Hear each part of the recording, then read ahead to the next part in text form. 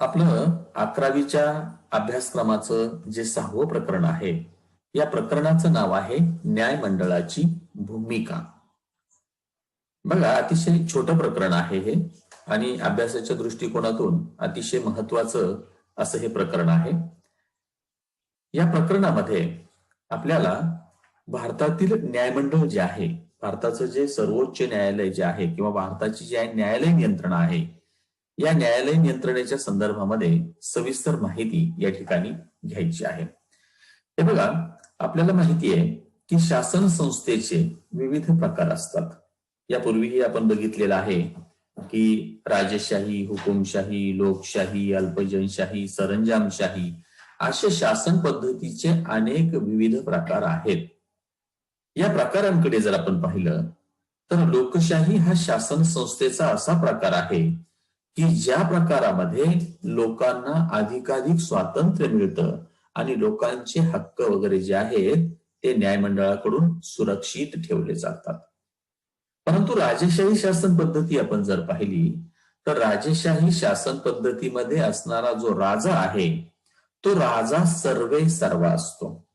या ठिकाणी स्लाइडमध्ये तुम्हाला दिसत असेल बघा, दुसऱ्या ओळीला, की राजा जो असतो तो राजेशाहीमध्ये सर्वे सर्वा असतो. आता सर्वे सर्व म्हणजे काय, तर राजाच्या हातामध्ये पूर्णपणे सत्तेचं केंद्रीकरण झालेलं असतं. संपूर्णपणे सत्ता जी आहे ती त्या राजाच्या हातामध्ये असते. अगदी बोटावर मोजण्या इथपर्यंत राजे जे आहे त्यांनी जनतेला हक्क दिले, जनतेचं मत लक्षात घेतलं, जनतेच्या कल्याणासाठी त्यांनी राज्यकारभार केला. परंतु बहुतेक राजे जे आहेत त्यांनी हुकुमशाही जुलमी पद्धतीने राज्यकारभार केला. राजा बोलला की तो त्याचा कायदा समजला जायचा. राजाने एखाद्याला शिक्षा दिली की ते त्याचं न्यायमंडळ समजलं जायचं. म्हणजे राजा जो आहे तो सर्वे सर्वा होता. सर्व सत्ता जी आहे ती राजाच्या हातामध्ये केंद्रित झालेली होती. परंतु लोकशाही शासन पद्धती जर आपण पाहिली तर या लोकशाही शासन पद्धतीमध्ये शासन संस्थेचे जे 3 विभाग आहेत ते एकमेकांपासून स्वतंत्र केलेले आपल्याला दिसून येतात. आता शासन संस्थेचे 3 विभाग तुम्हाला माहिती असतील. पहिला विभाग आहे तो म्हणजे कायदे मंडळाचा, दुसरा विभाग आहे तो कार्यकारी मंडळाचा आणि तिसरा विभाग जो आहे तो आहे न्याय मंडळाचा. म्हणजे कायदे मंडळाकडून कायदे तयार केले जातात किंवा काय अलीकडच्या काळात तर असं म्हटलं जातं बघा की कायदा तयार करण्याचा कारखाना म्हणजे कायदे मंडळ. म्हणजे कायदे मंडळ जे आहे ते कायदे तयार करत असतं.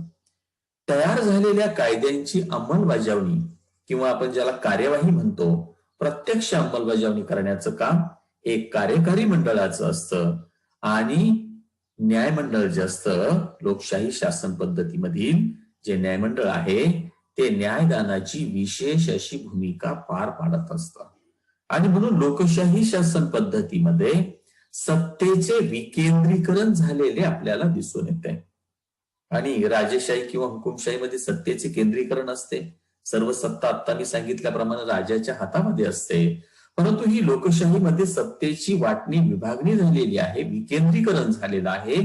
त्यामुळे लोकांना हक्क मिळतात, कर्तव्य देखील लोक पार पाडतात आणि लोकशाही शासन पद्धतीमध्ये लोक सर्वात जास्त समाधानी असलेले आपल्याला दिसून येतात.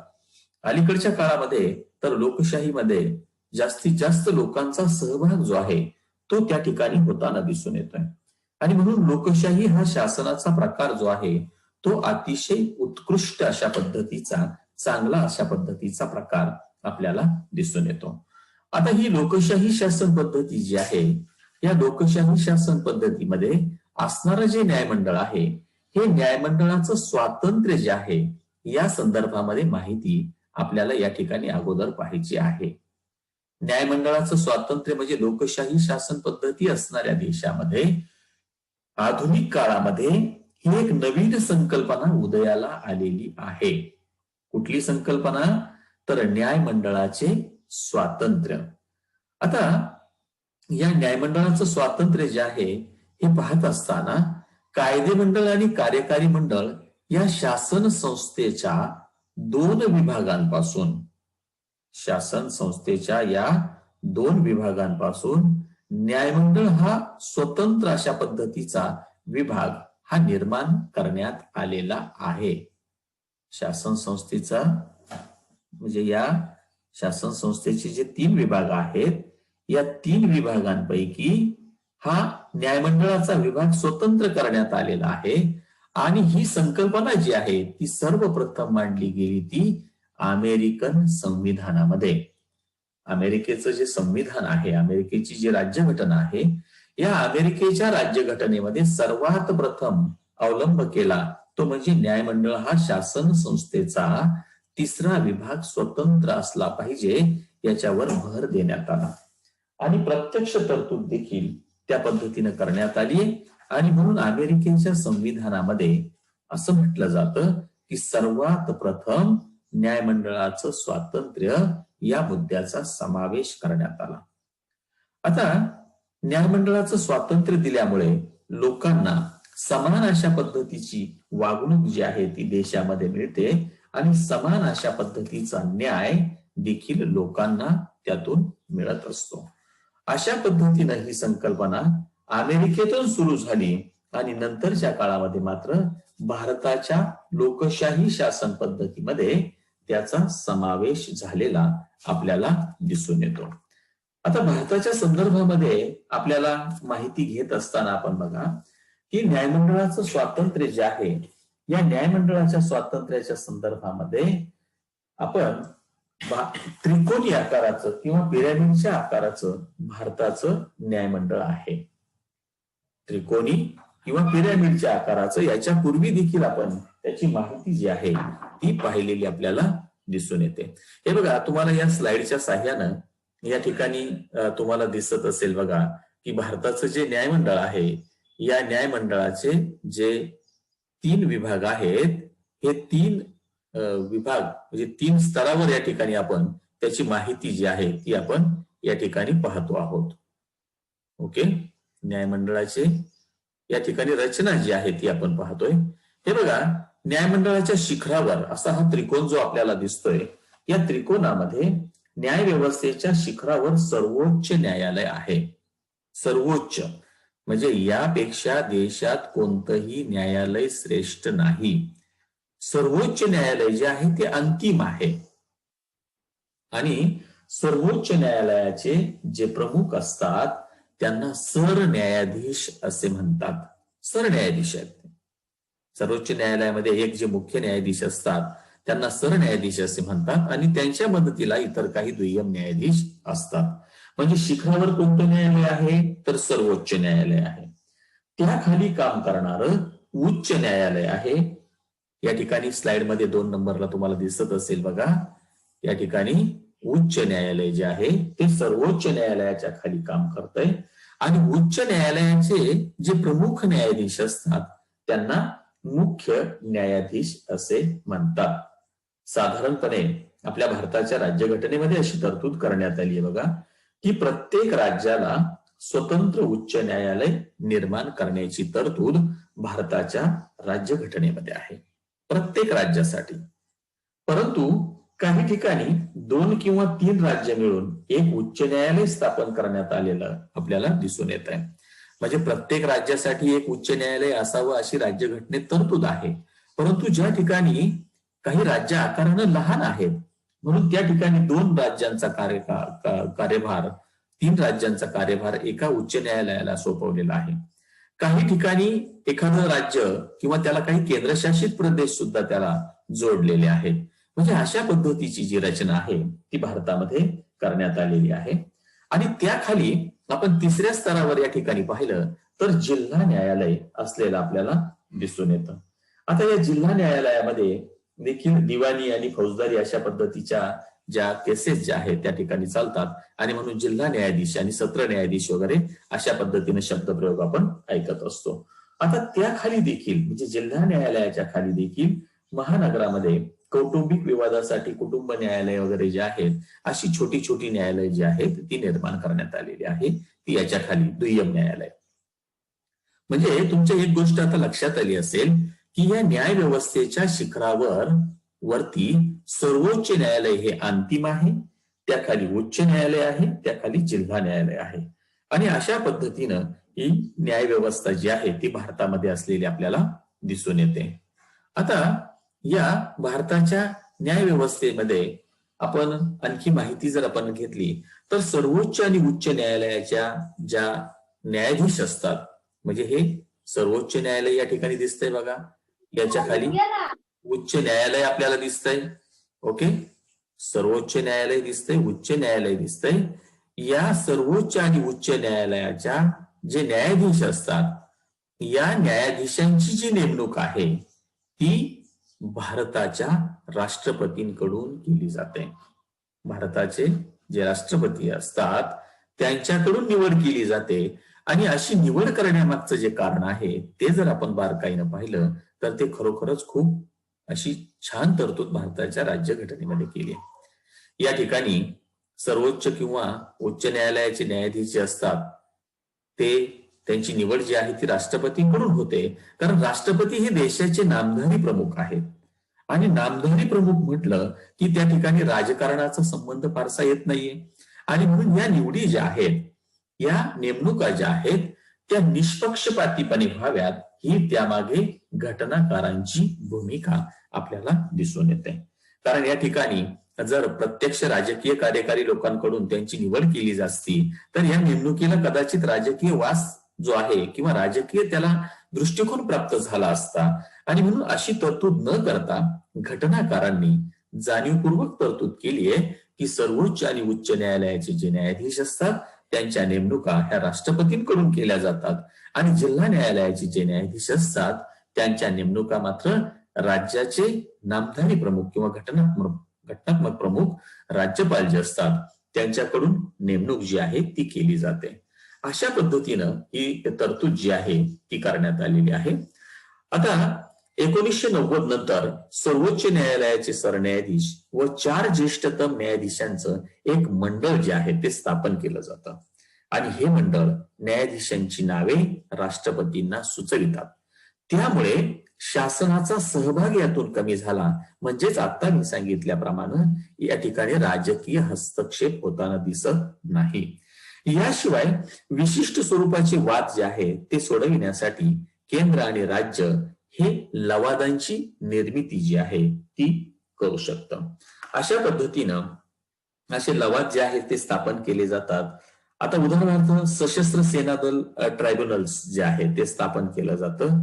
त्यासाठी बघा सशस्त्र सेना दलाचा एक सक्षम अधिकारी त्यामध्ये, एक निवृत्त अशा पद्धतीचा अधिकारी त्यामध्ये असतो आणि त्यामार्फत या न्यायालयीन जी प्रक्रिया आहे ती त्या ठिकाणी पार पाडली जाते.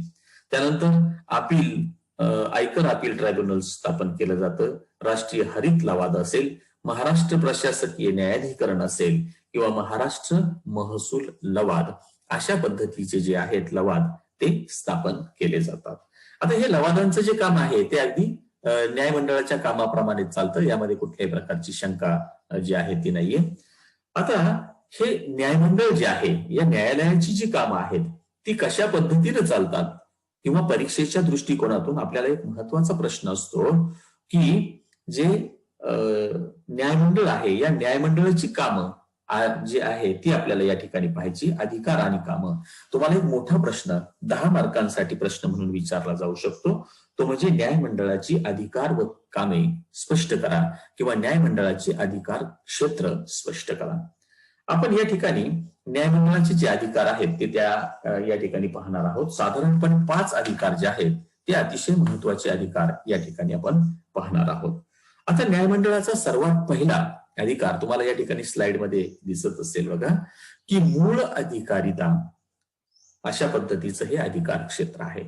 तुम्हाला आणखीच चांगल्या प्रकारे समजावं म्हणून या ठिकाणी मी त्याला ऑब्लिक केलेला आहे.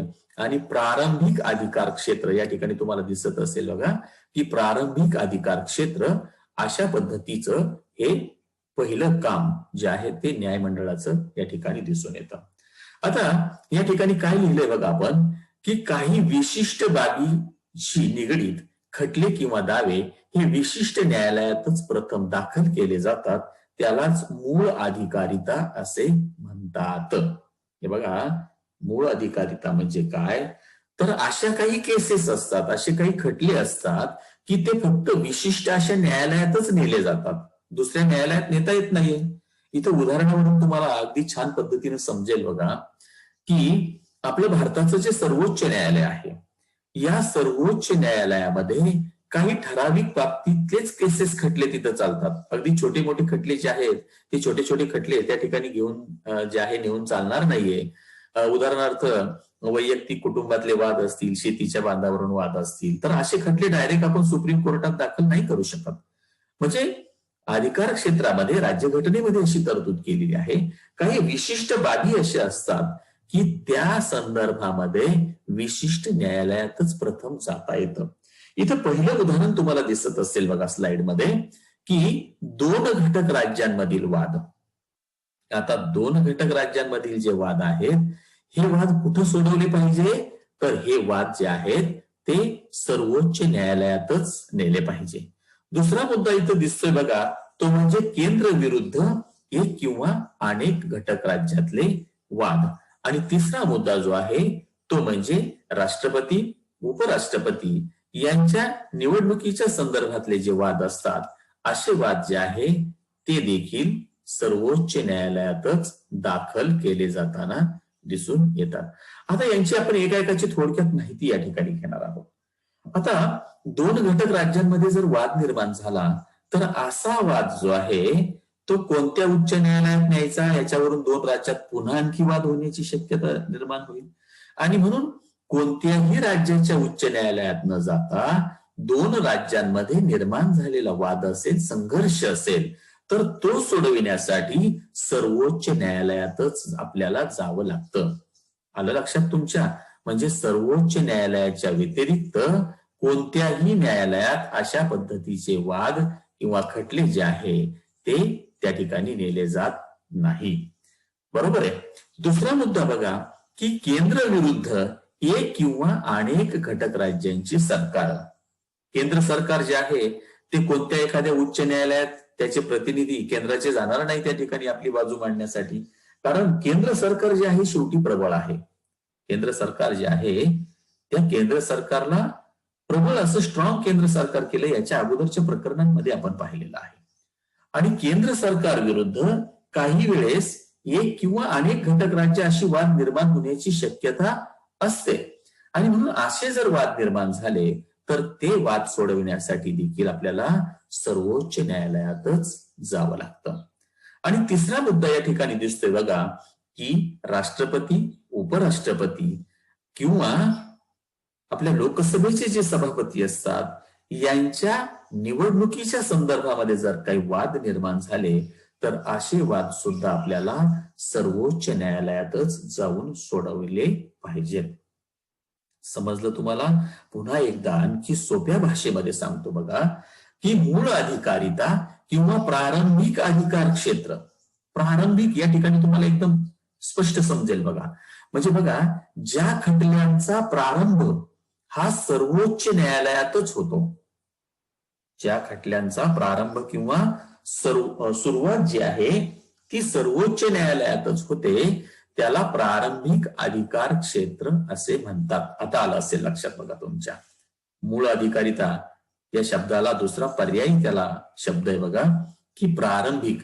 म्हणजे ज्या खटल्यांचा प्रारंभ सर्वोच्च न्यायालयातच होतो त्याच ठिकाणी हे खटले दाखल होतात, तिथंच त्याचा निकाल लागतो, त्याला प्रारंभिक अधिकार क्षेत्र असे म्हणतात. आणि उदाहरण त्याची 3 लक्षात ठेवायची. 2 घटक राज्यातले वाद असतील, केंद्र विरुद्ध एक किंवा अनेक राज्य सरकार असेल, राष्ट्रपती, उपराष्ट्रपती आणि लोकसभेच्या सभापतींच्या निवडणुकीच्या संदर्भातले वाद असतील. ओके, आला तुमचा पहिला मुद्दा लक्षात? म्हणजे एक अधिकार क्षेत्र या ठिकाणी झालंय बघा. या ठिकाणी दुसरा आपल्याला अधिकार पाहायचा आहे बघा. दुसरं अधिकार क्षेत्र आपल्याला पाहायचंय ते म्हणजे अपील अधिकारिता, किंवा त्यालाही या ठिकाणी दुसरा शब्द आहे बघा, तो म्हणजे पुनर्विचाराचं अधिकार क्षेत्र. बघा, दोन्ही नावं या ठिकाणी आहे बघा, अपील अधिकारिता किंवा पुनर्विचाराचे अधिकार क्षेत्र. अपील करणं, आपण नाही म्हणत का की एखादी केस जी आहे ती खालच्या न्यायालयातून वरच्या कोर्टामध्ये अपील केलं, ओके, त्याला अपील अधिकारिता किंवा पुनर्विचाराचा अधिकार क्षेत्र म्हणतात. काय बघा इथं या ठिकाणी, की कनिष्ठ न्यायालयाच्या निकालाविरुद्ध कनिष्ठ न्यायालयाच्या निकालाविरुद्ध उच्च किंवा सर्वोच्च न्यायालयात फेरसुनावणी होऊ शकते, त्यास पुनर्विचाराचं अधिकार क्षेत्र असे म्हणतात. आणि या ठिकाणी क्रम कसा असतो बघा, अगोदर समजा जिल्हा न्यायालयात एखादा खटला असेल, तिथं मनाचं पूर्ण समाधान झालं नाही, वादी किंवा प्रतिवादी ते उच्च न्यायालयात अपील करू शकतात. उच्च न्यायालय त्याच्यावर पुनर्विचार करू शकतं. उच्च न्यायालयाच्या निर्णयाच्या विरुद्ध आपल्याला अपील करायचं असेल तर आपण सर्वोच्च न्यायालयामध्ये अपील करू शकतो. अशा पद्धतीनं या ठिकाणी पुनर्विचाराचा अधिकार क्षेत्र जे आहे ते न्यायमंडळाला देण्यात आलेलं आहे. आता काही प्रसंगी बघा की या ठिकाणी पुनर्विचाराचा अधिकार क्षेत्र म्हणजे आपल्या लक्षात असं आलं की समजा जिल्हा न्यायालयाकडून काही त्रुटी राहिल्या न्यायदान करत असताना किंवा उच्च न्यायालयाकडून काही त्रुटी राहिल्यात, तर यांच्यावरती अंतिम असं न्यायालय जे आहे ते सर्वोच्च न्यायालय आहे. म्हणून मगाशी आपण त्रिकोण पाहिलेला तुमच्या लक्षात आला असेल बघा, की वरती शिखरावर जे आहे ते सर्वोच्च न्यायालय आहे, ते अंतिम न्यायालय आहे. त्याच्यापेक्षा वरती श्रेष्ठ असं न्यायालय नाही. म्हणजे जिल्हा न्यायालय, उच्च न्यायालय, सर्वोच्च न्यायालय अशा पद्धतीने आपण अपील त्या ठिकाणी करू शकतो. ओके, आलं लक्षात तुमच्या? म्हणजे दुसरा मुद्दा जो आहे तो अपील करण्याचा किंवा पुनर्विचाराचं अधिकार क्षेत्र. कनिष्ठ न्यायालयाच्या विरुद्ध वरिष्ठ न्यायालयामध्ये आपण अपील करू शकतो आणि त्याचा पुनर्विचार वरिष्ठ न्यायालय करू शकतं. तिसरा मुद्दा आहे बघा की सल्लादायी अधिकार क्षेत्र. सल्लादायी किंवा त्याला परामर्श असं म्हणतात. परामर्श म्हणजे विचार विनिमय. ओके, तुम्हाला अर्थ त्याचा माहिती असेल. किंवा सल्ला देणं. आता कशाच्या बाबतीमध्ये बघा की भारताचे जे राष्ट्रपती आहेत, भारताच्या राष्ट्रपतींनी जर एखाद्या महत्वाच्या बाबतीत जर सर्वोच्च न्यायालयाला सल्ला मागितला असेल तर असा सल्ला देणं हे राष्ट्रपतींना, त्या ठिकाणी राष्ट्रपतींना सल्ला देणं हे त्या न्यायमंडळाचं कर्तव्य आहे. म्हणजे एखाद्या घटनात्मक बाबीविषयी, कायदेशीर बाबीविषयी जर काही त्या ठिकाणी प्रश्न उपस्थित झाला तर अशा बाबतीमध्ये भारताचे राष्ट्रपती सर्वोच्च न्यायालयाला सल्ला मागू शकतात. ओके, आणि असा सल्ला मागितल्यानंतर जे आहे तो सल्ला देणं न्यायमंडळाला क्रमप्राप्त असतं. परंतु जो सल्ला दिलाय तो राष्ट्रपतींवर बंधनकारक नसतो. म्हणजे सल्ला मानायचा की नाही मानायचा तो राष्ट्रपतींचा अधिकार आहे. परंतु असा सल्ला जो आहे तो सर्वोच्च न्यायालय देऊ शकतं. याला सल्लादायी अधिकारिता किंवा परामर्श अधिकार क्षेत्र असं म्हटलं जातं. लक्षात आलं तुमच्या की भारताचे राष्ट्रपती एखाद्या महत्वाच्या बाबतीत, एखाद्या घटनात्मक बाबतीमध्ये सर्वोच्च न्यायालयाचा सल्ला मागू शकतात आणि असा सल्ला हा राष्ट्रपतींना देणं हे सर्वोच्च न्यायालयाचं कर्तव्य आहे. परंतु कंसामध्ये आपण या ठिकाणी म्हटले बघा की राष्ट्रपतींवर तो सल्ला बंधनकारक नसतो. तो सल्ला मानायचा की नाही हे हा अधिकार पूर्णपणे राष्ट्रपतींचा असतो. या ठिकाणी चौथा अधिकार आहे बघा की तो म्हणजे न्यायालयीन पुनर्विलोकन. अतिशय महत्वाचा मुद्दा आहे बघा की न्यायालयीन पुनर्विलोकन म्हणजे काय, तर सर्वोच्च किंवा उच्च न्यायालय जे आहे ते संविधान व अन्य कायद्यांचा अर्थ लावून न्यायदान करत असतं. असे कायदे घटनेशी विसंगत असल्यास ते रद्द करण्याचा अधिकार सर्वोच्च न्यायालयास आहे. आणखी एक सोप्या भाषेत सांगू की सर्वोच्च आणि उच्च न्यायालय जे आहे, या सर्वोच्च आणि उच्च न्यायालयांनी काय करायचंय तर कायदे मंडळानं केलेला कायदा आणि कार्यकारी मंडळानं केलेली कृती जर राज्य घटनेशी विसंगत असेल, बघा या ठिकाणी तुम्हाला शब्द दिसत असेल बघा की राज्य घटनेशी विसंगत, या ठिकाणी या शब्दाला खूप महत्व आहे. कोणत्या की असा जो सल्ला आहे, असा जो कायदा आहे तो राज्य घटनेशी विसंगत असेल. हे बघा आपण त्याचा कलर बदललाय की घटनेशी विसंगत असून चालणार नाहीये. कायदे मंडळाचा कायदा हा घटनेशी सुसंगत पाहिजे, कार्यकारी मंडळाची कृती घटनेशी सुसंगत पाहिजे. परंतु ती जर का विसंगत असेल तर तो रद्द करण्याचा अधिकार जो आहे तो सर्वोच्च न्यायालयाचा आहे. त्याला न्यायालयीन पुनर्विलोकन असे म्हणतात. आता साहजिकच आहे, एखादा कायदा जर घटनेशी विसंगत असेल तर तो रद्द केला जातो. तो रद्द करण्याचा अधिकार जो आहे तो न्यायालयाला देण्यात आलेला आहे. ओके, त्यालाच न्यायालयीन पुनर्विलोकन असे म्हणतात. ओके. यानंतरचा पाचवा आणि शेवटचा अधिकार आहे तो म्हणजे नागरिकांच्या हक्कांचे रक्षण.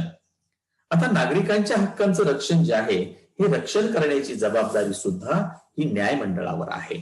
प्रत्येक व्यक्तीला आपलं जे जीवन आहे ते सन्मानानं जीवन जगण्याचा अधिकार हा देण्यात आलेला आहे. म्हणजे प्रत्येक व्यक्ती जी आहे आपलं जीवन जे आहे ती मानानं सन्मानानं जीवन जगू शकते आणि असा जीवन जगण्याचा अधिकार जो आहे तो प्रत्येकाला देण्यात आलाय. आणि संसदेनं कायदे करून जे हक्क दिलेले आहेत ते कायदेशीर हक्क आहेत. ओके. आता भारतीय राज्यघटनेने सर्वोच्च आणि उच्च न्यायालय जे आहे यांना मूलभूत हक्कांच्या रक्षणासाठी विशेष अशा पद्धतीचा अधिकार दिलाय. त्याला आदेश किंवा रिट्स असं म्हटलं जातं बघा.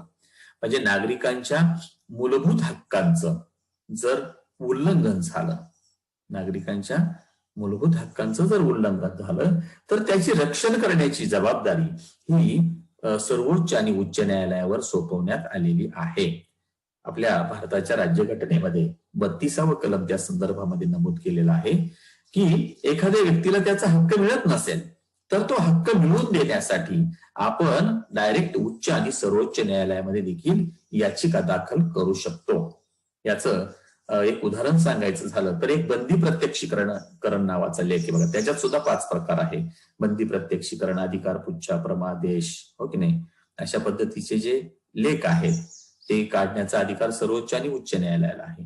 समजा एखाद्या व्यक्तीला पोलिसांनी अटक केली तर भारताच्या राज्यघटनेमध्ये अशी तरतूद आहे की त्याला 24 तासाच्या आत जवळच्या न्यायालयात हजर केलं पाहिजे. परंतु तसं झालं नाही. 24 तासाच्या आत न्यायालयात जवळच्या नेलं नाही, 24 तासापेक्षा जास्त कालावधी उलटला असेल तर अशा वेळेस अटक झालेली व्यक्ती किंवा त्या व्यक्तीचे नातेवाईक उच्च किंवा सर्वोच्च न्यायालयाकडे याचिका दाखल करू शकतात आणि ती अटक जर बेकायदेशीर असेल तर बंदी केलेल्या व्यक्तीला सोडून दिलं जातं. बंदी प्रत्यक्षीकरण हा संस्कृत शब्द आहे बघा. बंदी केलेल्या व्यक्तीला प्रत्यक्ष हजर करा अशा पद्धतीचा आदेश किंवा लेख हा सर्वोच्च किंवा उच्च न्यायालय काढू शकतं. आणि म्हणून अशा पद्धतीनं या सर्वोच्च आणि उच्च न्यायालयाला अधिकार देण्यात आलेला आहे. म्हणजे नागरिकांच्या मूलभूत हक्कांचं रक्षण जे आहे ते करण्याचा अधिकार हा न्यायमंडळाला देण्यात आलेला आहे. ओके. सर्वोच्च आणि उच्च न्यायालयाला अधिकार देण्यात आला. अशा पद्धतीने हे 5 जे सर्वोच्च न्यायालयाचे जे अधिकार आहेत ते या ठिकाणी आपण पाहिलेले आहेत. हा 10 मार्कांसाठी तुम्हाला प्रश्न विचारला जाऊ शकतो. ओके.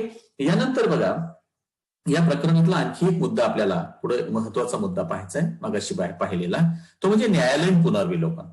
मगाशीच मी सांगितल्याप्रमाणे की कायदे मंडळानं केलेला कायदा आणि कार्यकारी मंडळानं केलेली कृती ही घटनेशी सुसंगत आहे की विसंगत आहे हे पाहण्याचा जो सर्वोच्च न्यायालयाचा अधिकार आहे त्याला न्यायालयीन पुनर्विलोकन असे म्हणतात.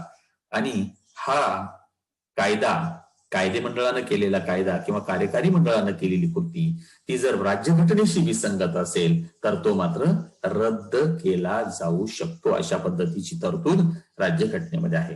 कारण शेवटी भारताचं संविधान जे आहे ते सर्वोच्च आहे. संविधान हा देशाचा सर्वोच्च कायदा आहे. संविधानापेक्षा किंवा राज्यघटनेपेक्षा श्रेष्ठ कोणीही नाही. आलं लक्षात तुमच्या? आणि म्हणून त्याला न्यायालयीन पुनर्विलोकन असं म्हणतात. या ठिकाणी न्यायालयीन पुनर्विलोकनाची जी सुरुवात आहे थोडंसं डिटेलमध्ये या ठिकाणी आपण घेतलंय बघा स्लाइडमध्ये तुम्हाला समजण्यासाठी की न्यायालयीन पुनर्विलोकनाची सुरुवात जी आहे ती अमेरिकेमध्ये 1803 साली झाली. या ठिकाणी तुम्हाला स्लाइडमध्ये दिसत असेल 1803 मध्ये अमेरिकेमध्ये झाली. काय प्रकारे हा तर मार्बरी विरुद्ध मेडिसन अशा पद्धतीचा खटला जो आहे तो अमेरिकेमध्ये प्रसिद्ध खटला म्हणून तो पाहिला जातो. काय म्हटलंय त्यामध्ये बघा की विल्यम मार्बरी या अमेरिकन उद्योजकाची नियुक्ती अध्यक्ष जॉन ऍडम यांनी न्याय व्यवस्थेत केलेली होती. म्हणजे राष्ट्राध्यक्ष पदावर असताना जॉन ऍडम यांनी त्यांची नेमणूक जी आहे ती न्याय व्यवस्थेमध्ये केलेली होती. पण नंतर निवडणुका झाल्या आणि अमेरिकेच्या राष्ट्राध्यक्षांच्या निवडणुका तुम्हाला माहिती दर 4 वर्षांना होतात. 4 वर्षांना निवडणुका झाल्या आणि त्या निवडणुकीमध्ये तत्कालीन अध्यक्ष जे होते जॉन ऍडम ते पराभूत झाले आणि त्यांच्यानंतर सत्तेवर आलेले जे अध्यक्ष होते त्यांचं नाव होतं थॉमस जेफरसन. त्या थॉमस जेफरसन यांनी काय केलं की नवीन अध्यक्ष झाल्यानंतर नियुक्तीची कामं पाहणाऱ्या त्यांच्या मॅडिसन या मंत्र्याला मार्बरी यांची नियुक्ती न करण्याचा आदेश दिला. म्हणजे हा जो पूर्वीचा जो निर्णय होता जॉन ऍडम यांचा, तो त्यांनी रद्द केला. मार्बरी यांनी मेडिसन यांच्या विरोधात सर्वोच्च न्यायालयात दावा दाखल केला आणि त्या ठिकाणी मार्बरी यांना नियुक्तीपत्र देण्याचा आदेश शासनाला द्यावे अशा पद्धतीची विनंती मार्बरी यांनी कुणाला केली? सर्वोच्च न्यायालयाला केली. त्यावेळी त्या अमेरिकेच्या सर्वोच्च न्यायालयाने त्या ठिकाणी त्यांचे जे न्यायाधीश होते त्यांचं नाव होतं बघा सरन्यायाधीश जॉन मार्शल. या जॉन मार्शल यांनी काय केलं की मार्बरी यांची नियुक्ती कायदेशीर आहे आणि त्यांना नियुक्ती द्यावी अशा पद्धतीचं नियुक्तीपत्र देण्याचा आदेश दिला. आणि त्याचबरोबर ज्या कायद्याच्या आधारे मार्बरी कनिष्ठ न्यायालयात न जाता थेट सर्वोच्च न्यायालयात गेले, तो कायदाच न्यायालयाने घटनाबाह्य ठरवला. म्हणजे अशा पद्धतीनं हा खटला अमेरिकेमध्ये गाजलाय आणि म्हणून त्याला मार्बरी विरुद्ध मेडिसन खटला असं म्हणतात. आणि याचाच एक प्रकार आपल्या भारतामध्ये देखील आपल्याला पाहायला मिळतो. आपल्या भारतामध्ये देखील अशा पद्धतीची तरतूद आपण अमेरिकेतून घेतली आहे की न्यायालयीन पुनर्विलोकनाचा जो अधिकार आहे तो भारताच्या राज्यघटनेमध्ये त्याची स्पष्टपणे तरतूद नाहीये, परंतु अमेरिकेप्रमाणे हा अधिकार सूचित केलेला आपल्याला दिसून येतं. सर्वोच्च न्यायालयाने अनेक प्रकरणांमध्ये संसदेची कायदे संविधानाशी सुसंगत नाहीये, ते विसंगत आहेत, म्हणून भारताच्या सर्वोच्च न्यायालयाने देखील रद्द केलेले आहे, ते घटनाबाह्य म्हणून घोषित केलेले आहे. अशाच पद्धतीचा जसा अमेरिकेतला आपण मार्बरी विरुद्ध मेडिसन खटला पाहिला, अशाच पद्धतीचा खटला आपल्या भारतामध्ये आहे, तो म्हणजे केशवानंद भारती खटला. नुकतंच आता अगदी काही महिन्यांपूर्वी केशवानंद भारती यांचं निधन झालं बघा, वर्तमानपत्रात बातमी देखील होती. ते केशवानंद भारती खटला जो आहे तो 1973 मध्ये भारतामध्ये खूप गाजलेला होता. काय खटला आहे तो? तर केशवानंद भारती विरुद्ध केरळ सरकार अशा पद्धतीचा जो खटला आहे तो मूलभूत हक्कांचा, मूलभूत अधिकारांचा खटला म्हणून ओळखला जातो. भारताच्या संविधानाच्या 24व्या घटना दुरुस्तीला या ठिकाणी आव्हान देण्यात आलेलं होतं आणि त्यामध्ये संशोधन करून दुरुस्ती करून या ठिकाणी हक्क जो आहे तो दिला गेला होता.